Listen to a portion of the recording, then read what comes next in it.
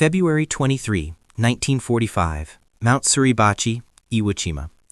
The pencil trembled in Superior Private Tadashi Yamamoto's hand as he scrawled what he believed would be his final entry in the diary hidden beneath volcanic ash in his bunker. The Americans have brought demons from hell, metal beasts that breathe fire like the dragons of ancient legend. We cannot comprehend the such weapons. Through a narrow observation slit carved into volcanic rock, he had just witnessed something that shattered everything the Imperial Japanese Army had taught him about modern warfare. A Sherman tank, indistinguishable from dozens of others supporting the Marine advance, had suddenly erupted in a torrent of liquid fire. The stream of burning napalm consumed 3 concealed pillboxes in seconds, incinerating defenders who never knew the approaching tank carried anything more than its standard 75mm cannon.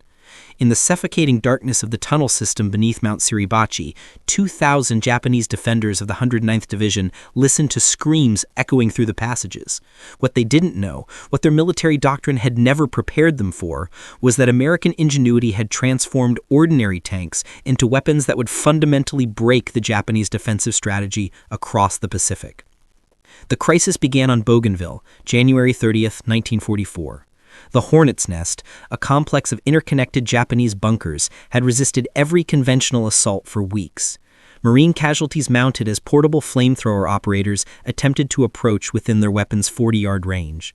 The M1A1 portable flamethrower carried just 5 gallons of fuel and exposed its operator to concentrated enemy fire. The statistics were devastating. Flamethrower operators had an average battlefield life expectancy of 4 minutes, and their unit suffered 92% casualty rates. They were priority targets for every Japanese rifleman who understood that killing the flamethrower operator meant survival for their bunker complex. Lieutenant Colonel Joseph Hart of the 754th Tank Battalion watched another Marine flamethrower team get cut down 30 yards from their objective. His subsequent report would provide historians with the genesis of American flame tank development. Hart wrote, "The portable flamethrower represents our most effective bunker reduction weapon, yet its employment guarantees near certain death for the operator. We must find a method to deliver the flame while protecting the operator." Hart's field modification on New Caledonia was crude but revolutionary. His maintenance crews removed the bow machine gun from an M3A1 Stuart light tank and installed a Canadian Ronson flamethrower through the pistol port. The fuel tank, holding just 10 gallons, sat where ammunition had been stored. The system could fire for exactly 20 seconds. At the Hornet's Nest, the improvised flame tank destroyed 28 Japanese bunkers in a single afternoon. The crew suffered no casualties. The Japanese defenders, who had carefully calculated fields of fire to stop infantry approaches, had no contingency for a flamethrower that could engage from beyond their effective rifle range while being immune to their machine gun fire. May 15, 1944, Schofield Barracks, Hawaii. In a heavily guarded compound, Colonel George F. Unmack assembled his development team. The Chemical Warfare Service officer had been given unlimited resources by Admiral Chester Nimitz after reviewing Hart's Bougainville report. Unmack's team included Seabees from the 117th Naval Construction Battalion who volunteered to work 75-hour weeks. The challenge was monumental. Japanese bunkers were now being constructed to prevent tanks from approaching within 100 yards. The fuel capacity of 10 gallons meant a tank could engage just 2 or 3 targets before withdrawing to refuel. The solution would be designated CBH-1, Chemical Battalion Hawaii 1. The specifications were 170 gallons of fuel capacity, an 80 to 100-yard range, and 2 minutes of continuous fire capability. The system required completely rewiring the tank's electrical system, installing 1,100 electrical connections, and fabricating a false gun barrel to maintain deception. The fuel mixture required extensive experimentation. Pure gasoline dissipated too quickly. The solution came from Harvard chemist Louis Feiser's invention, napalm, a thickening agent that transformed gasoline into a sticky, burning gel. The optimal mixture, 94% gasoline, 6% napalm powder, creating a substance that burned at 1,500 to 2,000 degrees Fahrenheit. June 15, 1944, D-Day at Saipan.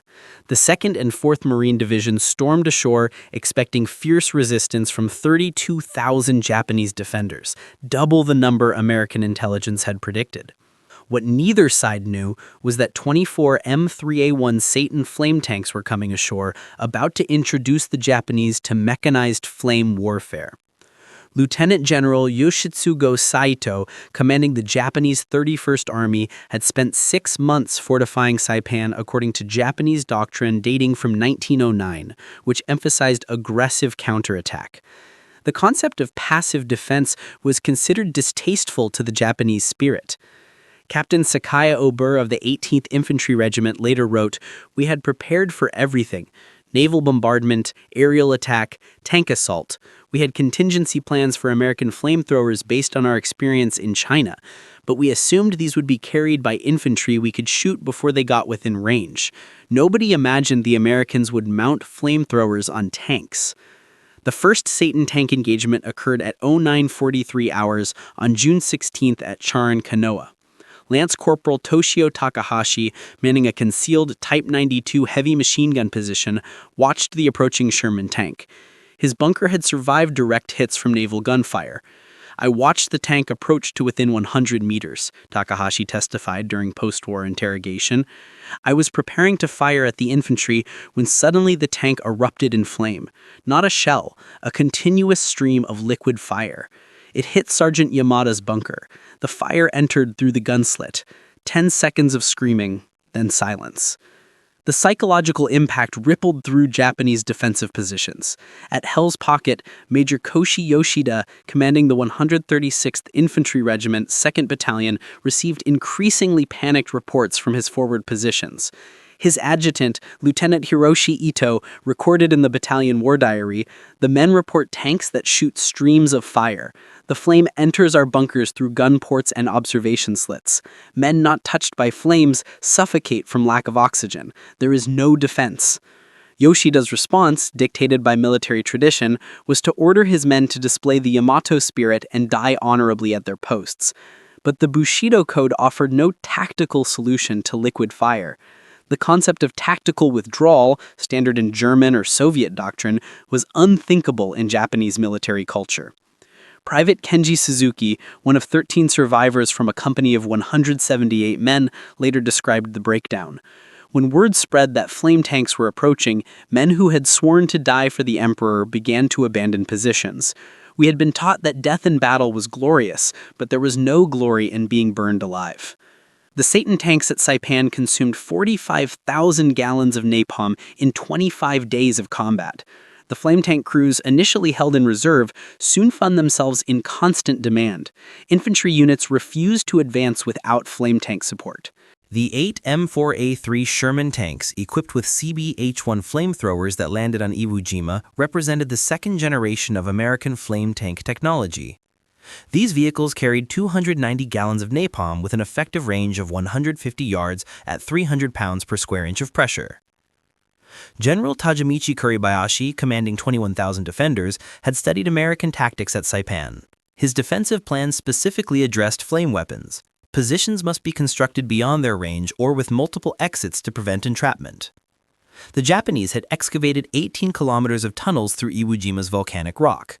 Ventilation shafts, multiple exits, and zigzag passages showed careful consideration of flame warfare. But Kuribayashi had calculated based on the Satan tank's 80-yard range, the new CBH-1 systems could reach 150 yards. February 21, 1945, D+2 at Iwo Jima. Tank Commander, Staff Sergeant Robert Watson, described the first engagement. "We approached caves at the base of Suribachi. Infantry had been trying to clear them for 6 hours. We pulled up to 120 yards, beyond Japanese anti-tank weapon range, and triggered a 15-second burst. The flame entered the cave and followed the tunnel system. Smoke vented from spider holes 50 yards away. Superior Private Shigo Hayashi survived by being in a sealed chamber. His 1975 account provides the only Japanese perspective. Orange light filled the tunnel ahead. The flame moved like a living thing, following every passage. Men tried to run, but fire moved faster. The screaming lasted perhaps 10 seconds. The northern plateau of Iwo Jima contained Hill 382, Turkey Knob, and the amphitheater, positions connected by tunnels with interlocking fields of fire. Colonel Thomas Warham, commanding the 27th Marines, made a decision that became standard doctrine. No infantry assault will commence until flame tanks have suppressed the objective. The flame tank Dragon, commanded by Sergeant William Adamson, led the assault on Turkey Knob on March 3rd. Adamson's crew had developed reconnaissance by fire using short bursts to reveal hidden positions by smoke venting from concealed openings. In 4 hours, Dragon revealed and eliminated 27 Japanese positions. Captain Hiroaki Nishimura of the 2nd Mixed Brigade observed the flame tank's operational patterns and noted a critical weakness. After approximately 60 seconds of firing, tanks needed to withdraw and repressurize. "We instructed our men to count the seconds," he noted. When the count reached 50, soldiers in secondary positions would prepare to engage during repressurization. This adaptation led to the first flame tank destroyed by Japanese action. On March 5th, after a 55-second burst, a Japanese soldier emerged 30 feet away and threw a satchel charge onto the engine deck. 2 crew members died. The American response was immediate. Flame tanks would operate in pairs, one providing conventional support while the other discharged flame.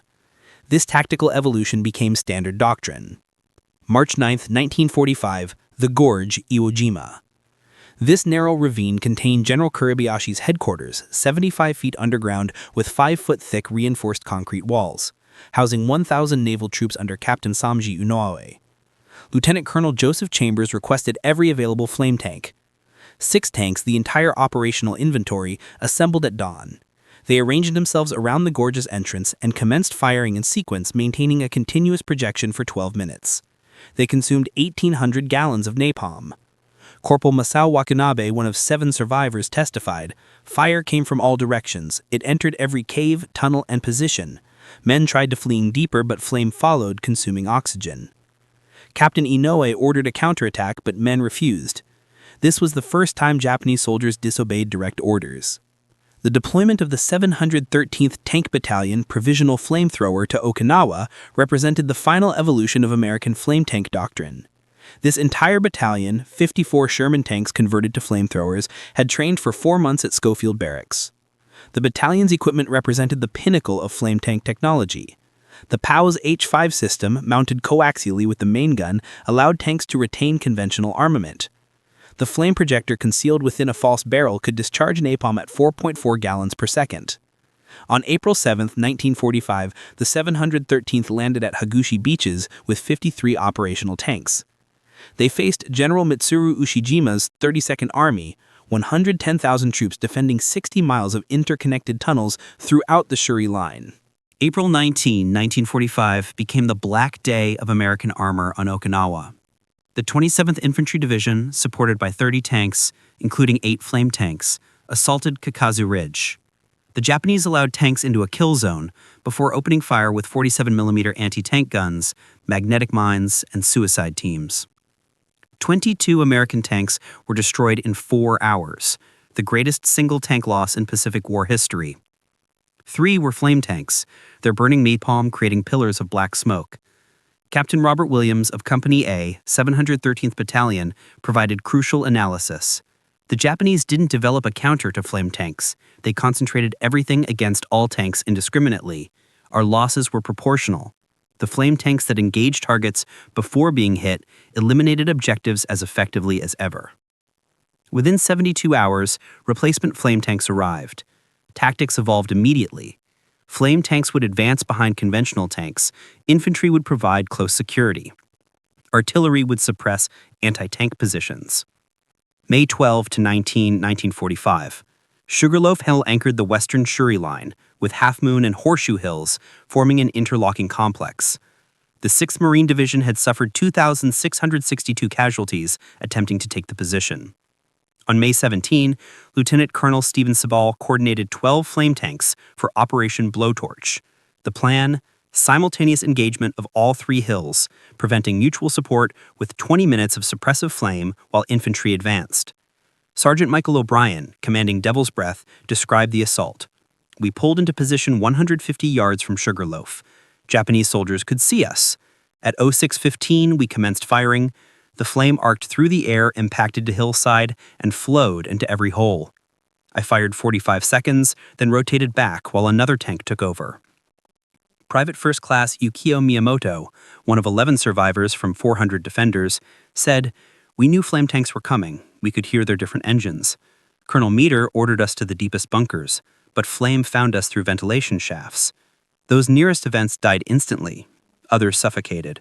I survived in the furthest corner, holding my breath, then crawled through bodies. May 29, 1945. Shuri Castle, the ancient seat of the Ryukyu Kingdom, had become General Ushijima's headquarters. The limestone foundations contained a 3-level command complex housing 1,000 staff officers. 6 flame tanks from Company A, 713th Battalion, approached from 3 directions. At 1400 hours, they commenced firing in a coordinated sequence for 18 minutes, consuming 2,100 gallons of napalm. Colonel Hiromichi Yahara, Ushikina's operations officer, described the underground perspective. The command post was 20 meters underground, protected by 3 meters of concrete. We thought ourselves immune. Then ventilation shafts glowed orange. The temperature rose so rapidly papers burst into flame. General Ushijima ordered evacuation, but exits were blocked by fire. The 713th Tank Battalion's final statistics from Okinawa revealed mechanized flame warfare's efficiency. Japanese eliminated, 4,788 confirmed killed. Prisoners captured, 49. American casualties, 8 killed, 1 missing in action, and 111 wounded. Tank losses, 41 knocked out, 26 returned to service. Napalm consumed, 200,000 gallons. The casualty exchange ratio, approximately 598 to 1 in terms of killed, exceeded any ground combat unit in the Pacific War. Military reports often cited a 40 to 1 effectiveness when considering overall operational impact, including positions destroyed and strategic value. The inability to develop countermeasures demonstrated a complete institutional breakdown. Japanese military doctrine, unchanged since 1905, emphasized spiritual superiority over material factors. Training manuals stated material superiority must be overcome by spiritual superiority. Colonel Masanobu Tsuji admitted in 1962, "We knew Americans developed tank flamethrowers after Saipan reports reached Imperial headquarters, but acknowledging the need for countermeasures meant admitting the Yamato spirit couldn't overcome American technology. Such admission was impossible." Technical solutions proposed in June 1945 never materialized. Project Mizuchi, or water curtains, to block flame, the water evaporated instantly. Project Ishikabe, double walls with crushed rock, napalm flowed around obstacles. Project Kazaguruma, ventilation fans, metal blades melted, and increased airflow drew the flame deeper. In 1985, historian Dan King interviewed 100 Japanese veterans who faced flame tanks. Their testimony provides unique insight. Corporal Toshio Kondo, burned at Sugarloaf, stated, "Death held no fear. We were already dead by choice, seeking honorable death. But flame tanks offered no honor. You cannot fight fire. You can only burn or run." Sergeant Major Yoshio Yamada, 32nd Army, said, "I have served since 1937, faced Chinese, British, Australian, American forces. Nothing compared to flame tanks. They removed combat from war, replaced it with extermination." Operating flame tanks extracted a psychological toll on American crews. Unlike conventional combat with instant death, flame tank operators witnessed their victims' agony in detail. Sergeant William Morrison, commanding Hell's Bells, recounted, "You'd fire into a cave and hear screaming for 15 seconds. You knew exactly what was happening. Some crews wore earplugs to block out the screaming." Veterans Administration records show flame tank crews experienced PTSD at rates 40% higher than conventional tank crews. The flame tank program remained classified until 1958. General Douglas MacArthur stated, "The flame tank saved 100,000 American casualties in the Pacific." Admiral Chester Nimitz assessed, "The flame tank broke Japanese will to resist more effectively than any weapon except the atomic bomb." The planned invasion of Japan allocated 720 flame tanks. Production reached 60 tanks monthly by August 1945. The Chemical Warfare Service stockpiled 2 million gallons of napalm. The 713th Battalion's operations established principles influencing American doctrine through Korea and Vietnam. Marine Corps publication FMFM 11-4, Flame Warfare, 1955, drew from 713th Battalion reports. The Korean War saw PAWS H-5 Sherman tanks repeat their success against Chinese positions. Vietnam deployed M67 tanks, but political sensitivities led to their withdrawal by 1970. The PAWS H-5 system represented remarkable engineering, a 290-gallon napalm capacity, 300 to 375 pounds per square inch of operating pressure, a 125 to 150-yard effective range, and a 4.4 gallons per second maximum discharge. The dummy gun barrels concealing the flame projectors were visually identical to standard 75mm guns. This created paralyzing uncertainty. Any Sherman might be a flame tank. Japanese soldiers faced an impossible choice: engage what might be a conventional tank and reveal their position, or wait and potentially be incinerated. Captain Hideki Yamashita, 24th Division, noted, "Americans made every tank a potential flame tank in soldiers' minds. Men hesitated engaging even conventional tanks, fearing flame retaliation. Though only 54 flame tanks operated among 800 on Okinawa, Japanese interrogations suggested they believed Americans fielded hundreds." In June 1945, the flame extension system was introduced, 400-foot armored hoses allowing infantry to project flame beyond tank-accessible terrain. Technical Sergeant Paul Rodriguez explained, "We turned every flame tank into a flame supply point. 4 squads could operate from one tank. We called it distributed destruction." Private Tetsuo Nakamura, captured June 18th, said, "We dug deeper, made smaller entrances. Nothing mattered. Flame found us through cracks and rocks, spaces we didn't know existed." On June 23, 1945, organized resistance ended. General Ushijima committed seppuku after issuing his final report. "The enemy's material superiority has overcome our spiritual strength." The development timeline reflects this rapid evolution. January 1944, first improvisation, 10 gallons, 60-yard range. June 1944, Saipan tanks, 170 gallons, 80-yard range. February 1945, CBH-1 systems, 290 gallons, 150-yard range. April 1945, PAWS H-5, 300 gallons, 125 to 150-yard range. Major Yoshitaka Iijima, an Iwo Jima survivor, summed up the experience. "Flame tanks didn't just defeat us militarily, they invalidated our entire warfare concept. We prepared to die beautifully for the Emperor. Instead, we died anonymously, burned from caves." Captain Shimura testified in 1951, "We weren't defeated by brave soldiers alone. We were defeated by American industry that conceived, developed, and deployed weapons we couldn't counter. Flame tanks were industrial machines processing death." By June 1945, over 10,000 Americans had trained on flame tanks, yet Japanese intelligence never grasped the deployment scale. Lieutenant Colonel Takashi Watanabe, Imperial General Headquarters, explained, "We received reports after every operation from June 1944. We dismissed them as propaganda. That the Americans deployed hundreds of flame tanks never occurred to us."